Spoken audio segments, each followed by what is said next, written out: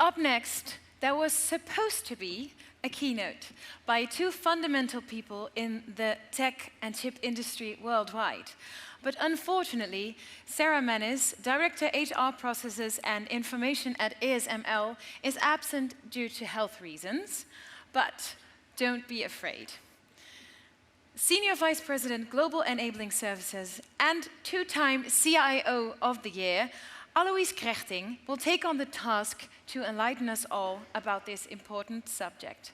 Give him a big applause. Aloys Kregting. Thank you very much. Succes. Dank u wel.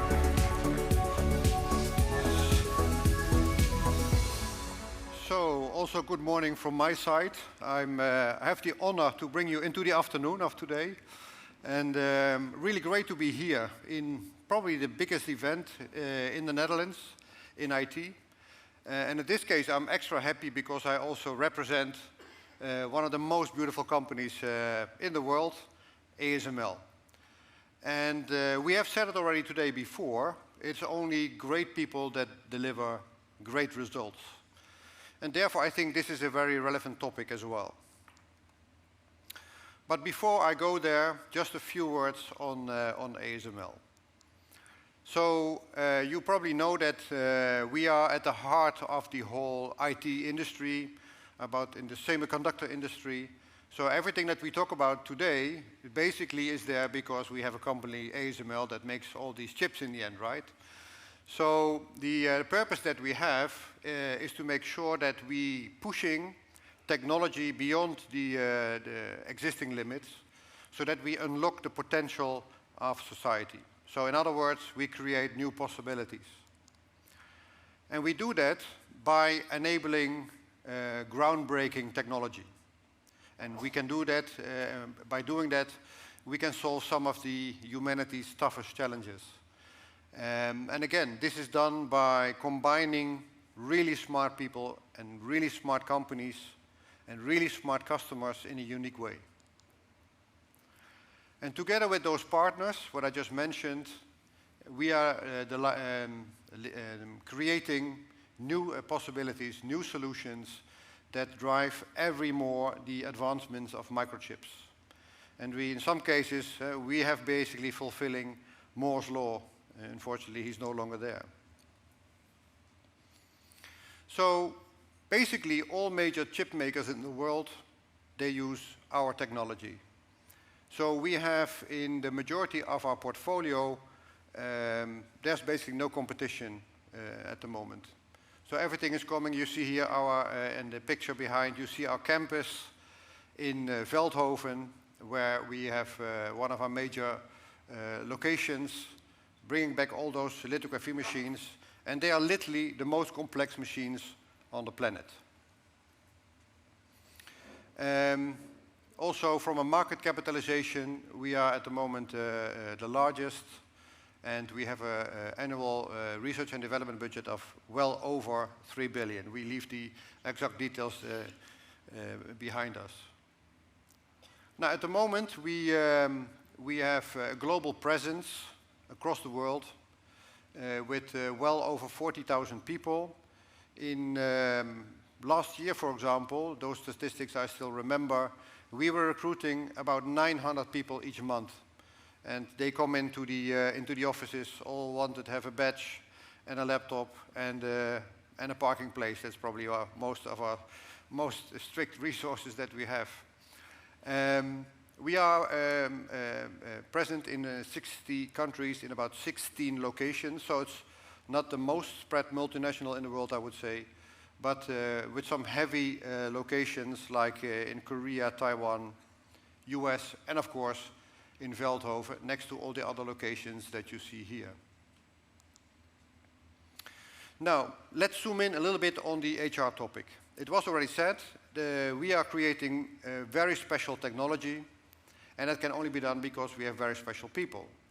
So, to actually facilitate that, if you recruit so many people, we need to make sure that we also have right technology in place that is intuitive for those great talents that we are onboarding every month.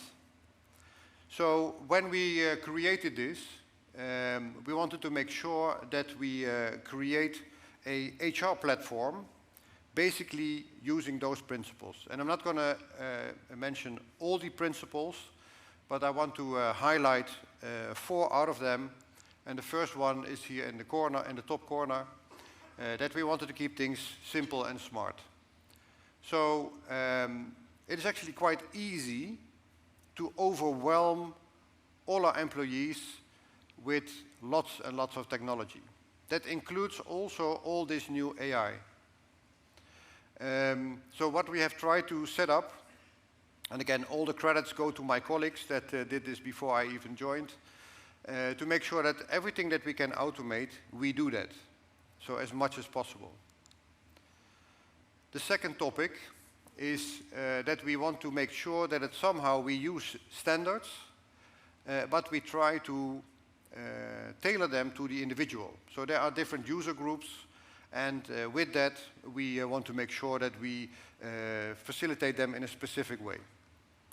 And here, I think that artificial intelligence can help a lot. I will come back to that in the last minute. Then fit for the future. I'm actually very pleased with the HR group that we have. They are very much looking forward to not only today, but also in the long run. And that helps actually a lot, because sometimes I've seen it differently. So in this case, we have a very strategically oriented HR community. And in the end, we want to make sure that everything is digitally enabled as soon as you have to step out of a system, because the system cannot cope with it. Then actually there's where the trouble starts, and there's where all the operational hurdles start to exist. So what we did, the journey started already in 2019 and 2020.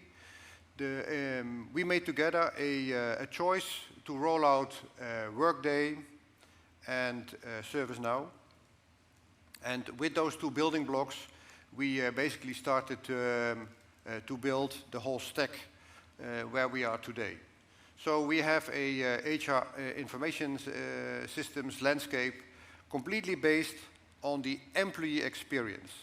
The employee experience was always put in a central position.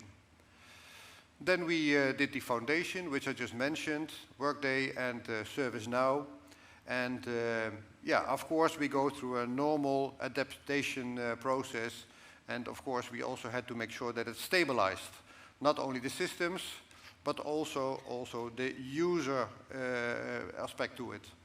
So every time when you introduce something new, of course, you will have to learn with the fact that people need to get adapted to the new way of working.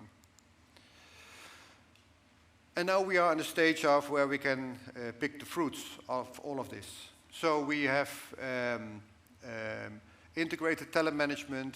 We are now working on enriching the foundation, analytics, and we are now also in the stage of adding artificial intelligence to the picture. And the question basically for the suppliers from our perspective is, let's make sure that this all works for humans, because a lot of technology that we introduce are driven from a technology perspective, not from a user's perspective. And we see now so many different AI solutions, because if you sell software, you have to have artificial intelligence. Otherwise, you don't belong to this millennium anymore, apparently. But let's make sure that this all works together as well for all our end users. So I think we can do this. We have a great track record, and so far, so good. So thank you very much, and enjoy the day. Thank you so much, Aloys.